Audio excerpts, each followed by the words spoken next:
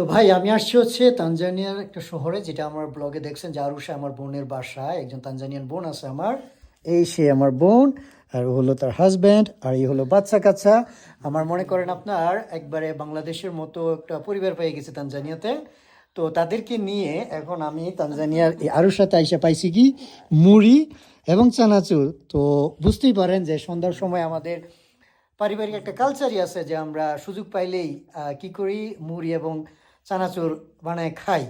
তো দেখি, let us start. হ্যাঁ, let like this, okay, and then eat. How is that?